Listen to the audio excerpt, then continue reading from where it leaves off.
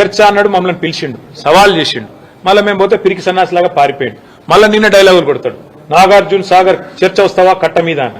నేను అడుగుతున్నా రేవంత్ రెడ్డిని, నాగార్జున సాగర్ కట్టినప్పుడు, శ్రీశైలం కట్టినప్పుడు నువ్వు ఉన్నావు అసలు రాజకీయంలో? నువ్వు ఏ పార్టీలో పుట్టినావు? నువ్వేదో కాంగ్రెస్ లో పుట్టినట్టు, కాంగ్రెస్ ని నువ్వు పుట్టించినట్టు డైలాగులు ప్రజలన్నీ చూస్తున్నారు.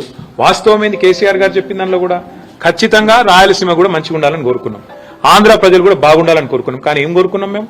మా రాష్ట్ర ప్రజల ప్రయోజనాలు నెరవేరిన తర్వాత, తెలంగాణ రైతాంగం ప్రయోజనాలు సమృద్ధిగా పూర్తి స్థాయిలో డిఫైన్ చేయబడ్డ తర్వాత, గోదావరి మిగులు జలాల్లో మా వాటా తేలాలి, నికర జలాల్లో మా వాటా తేలాలి, కృష్ణలో మా వాటా తేలాలి, మా అవసరాలు పూర్తి కావాలి. ఆ తర్వాత కిందికి పోయే నీళ్లు మీరు వాడుకోండి, మేము వద్దంటలేం. కానీ ఏవి తేల్చకుండానే మరి బడితున్నోందే బర్రె అన్నట్టు ఇలా మా కేంద్ర ప్రభుత్వం చుట్టూ మా చేతులుంది, బీజేపీ మేము చెప్పినట్టు ఆడుతుంది, మా శిష్యుడే ఇవాళ తెలంగాణ ముఖ్యమంత్రి కాబట్టి నేను ఆడిచ్చినట్టు ఆడాలని చెప్పి చంద్రబాబు నాయుడు గారు అనుకుంటే, దానికి శిష్యుడు వంత పాడితే గురుదక్షిణ చెల్లించుకోవాలనుకుంటే, గోదావరి నీళ్లను సంతర్పణ చేయాలనుకుంటే మేము గమన కూర్చోవాలా? తెలంగాణ వాటా తేల్చండి. కేంద్ర ప్రభుత్వం గోదావరిలో, కృష్ణలో మిగులు జలాల్లో మా వాటా ఎంత, ఏ ప్రాజెక్టు కేటాయింపు ఎంత, ఇవన్నీ కూడా గతంలో ఉండే అవార్డుల ప్రకారం తేల్చిన తర్వాత మీరేం చేసుకున్నా పర్వాలేదు. ఒకటే నదుల అనుసంధానం అనేది ఒక తేనె, దాన్ని మళ్ళొకసారి తెరపైకి తీసుకొచ్చి నదుల అనుసంధానం ఎప్పుడైనా అంతర్జాతీయ సూత్రాలు తీసుకున్నా, జాతీయ స్థాయిలో ఎప్పుడైనా కూడా ఇట్లాంటి వివాదాలు వచ్చినప్పుడు తీసుకున్న పరిష్కారాలు చూసినా, ఎప్పుడైనా ఏ బేసిన్ లో అయితే నది ప్రవహిస్తుందో ముందు ఆ బేసిన్ అవసరాలు తీరాలి. తీరినాకనే ఇంకొకడికి తీసుకుపోతే నాకు అర్థం ఉంటుంది. ఇలా గోదావరి బేసిన్ లో, కృష్ణలో మరి సింహభాగం మన దగ్గర ప్రవహిస్తుంది తెలంగాణలో. ఇక్కడ అవసరాలు తీరకుండానే ఇక్కడి పారిశ్రామిక అవసరాలు కానీ, ఇక్కడి సాగునీటి అవసరాలు కానీ, తాగునీటి అవసరాలు కానీ, ఇప్పుడు రేపటి రోజున హైదరాబాద్ లో కానీ, కరీంనగర్ లో కానీ, ఇంకా ఇతర పట్టణాల్లో కానీ 24/7 డ్రింకింగ్ వాటర్ ఇవ్వాలనేది మా కళ. మేము గతంలో కరీంనగర్లో ప్రయోగం చేసినాం కూడా. మరి అట్లాంటి అన్ని ఇంకా తేల్చకుండానే, ఎన్ని నీళ్ళు అవసరమైతే లెక్కలు తీయకుండానే కిందికి నీళ్లు వృధాగా పోతున్నాయి, మేము పట్టుకపోతామంటే ముందు బేసిన్ అవసరాలు తీరనియండి, బేసిన్ లో డెఫినేషన్ రానియండి. నికర జలాల్లో మా వాటా ఎంత, మిగులు జలాల్లో మా వాటా ఎంత, ఎవరు తేల్చాలి? ఇది కేంద్ర ప్రభుత్వం తేల్చాలి. కేంద్ర ప్రభుత్వం నియమించే మరి ట్రైబ్యునల్స్ తేల్చాలి. అవి తేలకుండానే మేము నీళ్లు కొంటపోతాం. మా చేతుల ఇలా కట్టింది కాబట్టి కట్టెతోని బర్రెని ఎటువంటి అదిలించకపోతాం. కేంద్ర ప్రభుత్వాన్ని రేవంత్ రెడ్డి జుట్టు మా చేతులు ఉంది కాబట్టి మేము ఆడిచ్చినట్టు ఆడతాం, మా కోవట్టు పరిపాలిస్తున్నాడు తెలంగాణ కాబట్టి ఫుట్బాల్ ఆడతామని చంద్రబాబు అనుకుంటే దాన్ని ఖచ్చితంగా వ్యతిరేకిస్తాం. తప్పేమున్నది దానిలో? బనకచెర్ల విషయంలో మీరు కావాలని దుష్ప్రచారం చేస్తున్నారు, అక్కడ ఏమీ లేదు, అనవసరంగా ఇది రెండు ఏమీ లేకపోతే మాకు గొడవ ఆంధ్ర ప్రజలతో ఎంత మాత్రం లేదు. ఆంధ్రాలో ఉండేది కూడా రైతులే, ఆంధ్రాలో ఉండేది కూడా ప్రజలే. వాళ్ళ మంచి కోరుకునే వాళ్ళని తప్ప వాళ్ళు చెడు కోరుకోం. కానీ మేమేమంటున్నాం, తెలంగాణలో ప్రవహించే, సింహభాగం ప్రవహించే గోదావరిలో కానీ, కృష్ణలో కానీ మా హక్కు తేల్చండి అని కేంద్రాన్ని అడుగుతున్నాం. తప్పేముంది? మా హక్కు, మా వాటా తేలకుండా నికర జలాల్లో, మిగులు జలాల్లో ఇష్టం వచ్చినట్టు గుంజుకపోతామంటే కుదరదు అని చెప్తున్నాం. మరి మీరు చెప్పే స్ఫూర్తి కరెక్ట్ అయితే మరి కాళేశ్వరం కట్టినప్పుడు అడ్డుకున్నది ఎవరు? చంద్రబాబు నాయుడు కాదా? ఉత్తరాలు రాసింది ఎవరు? ఇదే ఆదిత్యనాథ్ దాస్ కాదా? ఉత్తరాలు రాసి కేంద్ర ప్రభుత్వంలో మీ పలుకుబడిని ఉపయోగించి మా ప్రాజెక్టులను అడ్డుకునే ప్రయత్నం చేయలేదా? మేము అడ్డుకుంటలేం. మేమేమంటున్నాం ఇవాళ? స్పష్టంగా మా వాటా తేల్చండి. రేవంత్ రెడ్డి అబ్బసొత్తు, తాత జాగీర్ కాదు గోదావరి నీళ్లు. రేవంత్ రెడ్డి ఇష్టం వచ్చినట్టు సంతర్పణ చేస్తానంటే తెలంగాణ ప్రజలు ఊకోరు. నెల రోజుల్లో కమిటీ వేస్తా. ఎవరిని అడిగేస్తున్నావు కమిటీ? ఎవరిని అడిగేసినావు కమిటీ? నువ్వు చంద్రబాబు చెప్పగానే కమిటీ వేస్తావు, కమిటీ 30 రోజుల రిపోర్ట్ ఇస్తుంది, కమిటీ ఇచ్చే రిపోర్ట్ ఫైనల్ అంటావా? ఎవరికి ఫైనల్? నీకు ఫైనల్ కావచ్చు, తెలంగాణ ప్రజలకు, తెలంగాణ రైతులకు ఎట్లా ఫైనల్ అవుతుంది? నీకు అదగానం ఉంటే నీ ఇంటి, నీ ఇల్లు అమ్మి చంద్రబాబుకు విగ్రహం కట్టు, మేము వద్దంటలేం. కానీ నువ్వు చేస్తున్నది ఏంది? తెలంగాణ ప్రయోజనాలు శాశ్వతంగా మరి నేను చంద్రబాబుకు ధారాదత్తం చేస్తానంటే మేము ఆంధ్ర ప్రజలకు వ్యతిరేకం కాదు, ఆంధ్ర రైతాంగానికి వ్యతిరేకం కాదు. కానీ తెలంగాణ రైతుల ప్రయోజనాలు నెరవేరే విధంగా ముందు కేంద్ర ప్రభుత్వం మీద ఒత్తిడి తెండి. నిన్న జరిగిన మీటింగ్ ఎపెక్స్ కౌన్సిల్ మీటింగ్ కూడా కాదు. మరి ఎపెక్స్ కౌన్సిల్ మీటింగ్ కాదు, ఇన్ఫార్మల్ మీటింగ్ అని ముఖ్యమంత్రి చెప్తున్నాడు. మరి ఇన్ఫార్మల్ మీటింగ్ లో తీసుకునే నిర్ణయం, అందులో వేసే కమిటీ, దానికి ఉండే చట్టబద్ధత, దానికి ఉండే ఆమోదయోగ్యత ఏ పార్టీదండి నాకు అర్థం కాదు. ఈ రకంగా అడ్డగోలుగా మాట్లాడి తెలంగాణ రైతాంగాన్ని కించపరుస్తా అంటే మేము ఊరుకుంటామా?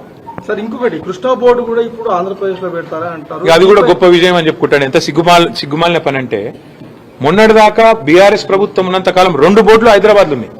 Godavari river management board, KRMB 2 ఇక్కడనే ఉండే ఆఫీసు. ఇవాళ కేఆర్ఎంబిని ఆంధ్రాకు తరలించి, అది కూడా గొప్ప విజయం అని చెప్పుకుంటాడు ముఖ్యమంత్రి.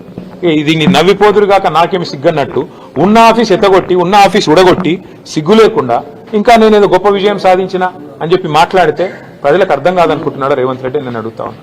చివరిగా నేను అనేది, ఈ విషయంలో అందరికంటే ఎక్కువ బాధ్యత ఉన్నది కేంద్ర ప్రభుత్వానికి. వాళ్ళు స్పందించాలి. ఇట్లా ఇష్టం వచ్చినట్టు చంద్రబాబు ఆడిచ్చినట్టు ఆడతామని కేంద్రము, రేవంత్ రెడ్డి తల ఊపితే ఇక మిగతా సంగతి తెలంగాణ ప్రజలు చూసుకుంటారు. బీజేపీ సంగతి, కాంగ్రెస్ సంగతి తెలంగాణ ప్రజలు చూసుకుంటారు. 10 ఏళ్ల చేయని పని మేము చేస్తున్నాము. ఏం పని చేసిండు? కృష్ణా బోర్డును అప్పచెప్పుడా పని చేసుడంటే? కృష్ణా బోర్డును ఆంధ్రాకు తరలించుడా? లేదా గోదావరి మిగులు జలాల్లో మరి లేని హక్కును ఆంధ్రాకు దారాదత్తం చేయడం ఏంది పని? లేకపోతే ఆంధ్ర ప్రాజెక్టులకు ఆనాడు ప్రతిపాదిస్తూ తెలంగాణ ప్రాజెక్టులను వ్యతిరేకిస్తూ ఎవరైతే ఉత్తరాలు రాసిండో ఆయన తీసుకొచ్చి సాగునీటి సలహాదారుగా పెట్టడమా? లేదా కేసీఆర్ గారు బ్రహ్మాండంగా తెలంగాణలో ఒక సంక్షేమ వాతావరణం తీసుకొస్తే, పండుగలాగా వ్యవసాయాన్ని చేస్తే, వరిధాన్యం ఉత్పత్తిలో భారతదేశంలో నెంబర్ 1 చేస్తే, ఇలా కేసీఆర్ మీద కోపంతో కన్నెపల్లి మోటార్ లాంచ్ చేయకుండా మిడ్ మానేర్ నిండబెట్టి మొత్తం రాష్ట్రంలో పంటలన్నీ ఎండుతుంటే, ఇవాళ కరువు వాతావరణం ఉంటే, కిందికెళ్లి నీళ్లు లక్షల క్యూసెక్ల నీళ్లు కిందికి పోతుంటే గుడ్లప్పగిచ్చి చూడడమా తెలంగాణ సాగునీటి రంగంలో ఆయన సాధించిన విజయం? గోదావరిలో ఈరోజు బ్రహ్మాండంగా మోటార్ లాంచ్ చేస్తే కన్నెపల్లిలో ఏ కరువు ఛాయలు లేకుండా ఇలా నార్మల్ పోసుకున్న రైతులు ఎదురు చూస్తున్నారు. ఎప్పుడు వాన పడుతుంది? ఊళ్ళల్లో కప్పలను వేసుకొని ఇలా పూజలు చేస్తాను వానలు పడాలని. అట్లాంటి పరిస్థితుల్లో రాష్ట్రం ఉంటే, రాష్ట్ర రైతాంగం ఉంటే, సోయిలేనోడు ముఖ్యమంత్రి, జై తెలంగాణ అని ముఖ్యమంత్రి తెలంగాణ నీళ్లను దారాదత్తం చేస్తుంటే బీఆర్ఎస్ ఊకుంటుందా? ఖచ్చితంగా కొట్లాడతాం, గొంతు విప్పి పోరాడతాం, చివరిదాకా తెగించి కొట్లాడతాం. అంటే మేమే జవాబిస్తామని కాంగ్రెస్ వాళ్ళ మేమే జవాబిస్తామంటున్నాం, మీరు మాత్రం రెచ్చగొడుతున్నారు ప్రజలని చెప్పి నిన్న రేవంత్ రెడ్డి చెప్పారు. హక్కుల గురించి మేము ప్రశ్నిస్తే రెచ్చగొట్టడం అవుతుందా? గోదావరి నీళ్లలో మిగులు జలాల్లో తెలంగాణ వాటా ఎంత? తెలంగాణ ప్రభుత్వం అడిగింది ఎంత? నిన్నటి మీటింగ్ లో కేంద్ర ప్రభుత్వం చెప్పింది ఏంది? ఏతి తేలకుండానే 30 రోజుల్లో కమిటీ వేస్తా, కమిటీ రిపోర్ట్ ఇచ్చి తెలంగాణ ప్రాజెక్టులేమో దశాబ్దాల పాటు, 1 కాదు 2 కాదు, దశాబ్దాల పాటు అంతర్రాష్ట్ర వివాదాల పేరిట ఇంతకుముందు సోదరుడు చెప్పిన ఇచ్చంపల్లి గాని, దేవాదుల గాని, ఇంకా తొమ్మిడిగట్టి గాని, ఇంకోటి గాని, ఇవన్నీ కూడా అంతర్రాష్ట్ర వివాదాల పేరిట దశాబ్దాలు నలిగినా రేవంత్ రెడ్డి కాంగ్రెస్ కి చీమగుట్టినట్టు అనిపించేది. కానీ చంద్రబాబు అడగంగానే 30 రోజుల్లో రిపోర్ట్ రావాలి, 31వ రోజు గోదావరి జలాలు కింది కురకాలి, పొంగి పొరలాలి, తెలంగాణ మాత్రం ఎండాలి. ఇదా నీతి. అందుకే మేము అంటున్నాం, ఎవడు అబ్బసొత్తని ఇస్తావు నువ్వు గోదావరి జలాల మీద హక్కు? ఎవడు చెప్పిండు నీకు 30 రోజుల కమిటీ ఒప్పుకోమని? ఆ కమిటీ జనరల్ ఏ కమిటీ అయినా, ఆఫీసర్స్ కమిటీ కానీ, ఎక్స్పర్ట్స్ కమిటీ కానీ, it is merely advisory in nature. వాళ్ళు చెప్పేది ఏది కూడా అల్టిమేట్ గా ప్రభుత్వం మళ్ళీ చర్చ పెట్టి అసెంబ్లీలో, కేబినెట్ లో, ప్రజా సమక్షంలో అవసరమైతే అఖిలపక్షం పెట్టి ఒప్పించి మెప్పించి మన హక్కుల గురించి ఏం చేస్తున్నామో తెలంగాణ ప్రజలకు చెప్పి పారదర్శకంగా ఆ తర్వాత జెండా ఊపాలి. ప్రస్తావన రాలేదు, దాని నుంచి ఎందుకు అలౌడ్ చేస్తామని చెప్పేసి సిగ్గు శరం ఉంటే రేవంత్ రెడ్డికి, ఏమన్నా సిగ్గు ఇజ్జత్ మానం ఉంటే, నిన్న ఏమన్నాడండి ఆంధ్ర ఇరిగేషన్ మినిస్టర్ రామానాయుడు గారు అనుకుంటా ఆయన పేరు, బయటకు వచ్చి ఏం చెప్పిండు? ఇక ఆంధ్రప్రదేశ్ ఎడిషన్ లో పేపర్లు ఏం రాసినాయి? చంద్రబాబు నాయుడు గారు ఏం చెప్పారు? సాక్షి తీయండి, ఈనాడు తీయండి, ఆంధ్రజ్యోతి తీయండి, ఆంధ్ర ఎడిషన్ చూడండి, స్పష్టంగా చెప్పిండు చంద్రబాబు నాయుడు గారు. మీటింగ్ పెట్టిందే బనకచెర్ల కోసం, ఎజెండా నెంబర్ 1 బనకచెర్ల కాదంటాడా రేవంత్ రెడ్డి? అజెండా ఐటమ్ చూపెట్టమంటారా? ఇప్పుడు నెంబర్ 1 ఐటమే బనకచెర్ల. లేదని బుకాయించడం ముఖ్యమంత్రికి తగునా?